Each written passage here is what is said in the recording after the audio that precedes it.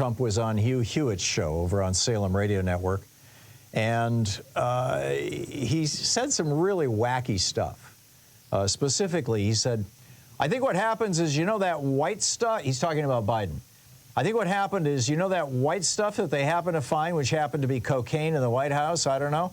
I think something's going on there because I watched this State of the Union and he was all jacked up at the beginning and by the end he was fading fast. There's something going on here. In other words, Donald Trump just claimed on Thursday on a national radio program, just claimed that he believed that the President of the United States, Joe Biden, is using cocaine. Now, that should be a national story. You know, this is how nuts Donald Trump is. Or, hey, Mr. Biden, are you using cocaine? I mean, you know, the presidential nominee from one of the two major parties just said this. Now, but it never got reported.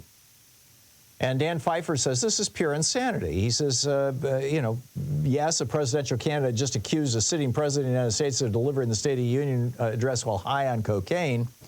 He said traditional political media decided to ignore this outlandish accusation from a clearly deranged and dishonest man and the next potential president of the United States. He goes on to point, the reporters who covered Trump listened to the interview. They wrote many stories about his comments on Israel and Gaza, but they made the editorial decision to bury Trump's insane accusations. This incident, Dan Pfeiffer notes, reveals how the press's coverage of Trump ends up advantaging him and making Biden's road to election that much steeper. And he talks about Roger Ailes, you know, the guy who started Fox News, his orchestra pit theory of politics. Roger Ailes said, if you have two guys on the stage and one guy says, I have a solution to the Middle East problem, and the other guy falls into the orchestra pit, who do you think is going to be on the evening news? Right? It would be the guy who falls into the orchestra pit, right? Of course.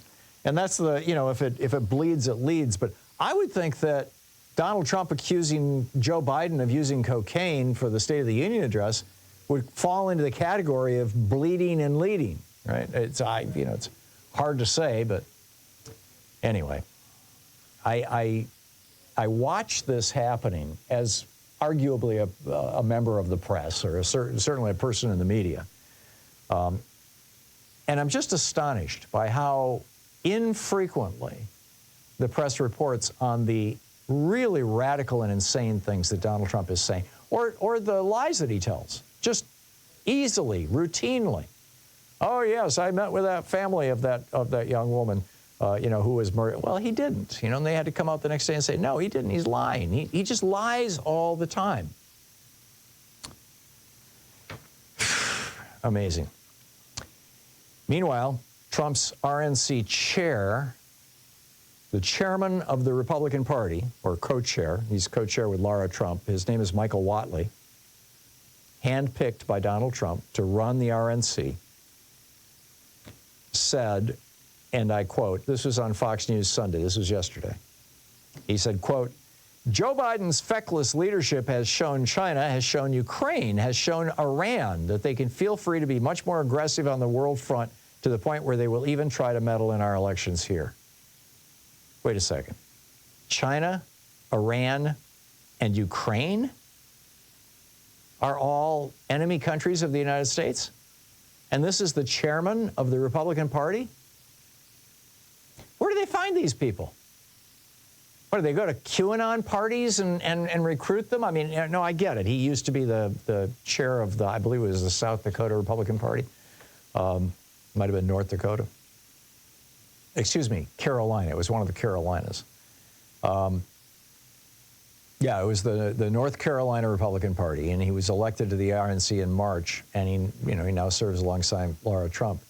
His other big thing is what he calls election integrity, which is training an army of well-armed militia members to show up at the polls to intimidate voters. And they're doing that right now. They had a training session in Washington, D.C. last week. And, a couple of people have reported on it. And then he blamed Biden for showing countries like Ukraine that they can meddle in the U.S. elections, despite there being no evidence whatsoever that Ukraine has ever meddled in our elections. Instead, they're just trying to survive while being attacked by a psychopath in the country next door, in Russia. It's really pretty incredible when you think about it, that the chair of the Republican Party would be saying this. I mean, you know, okay. So last week, Donald Trump said he was Jesus. Or the week before last, he said he was Jesus. This last week, he said that he was Nelson Mandela. What's he going to be next week? What do you think? You know, give me a shout and let me know.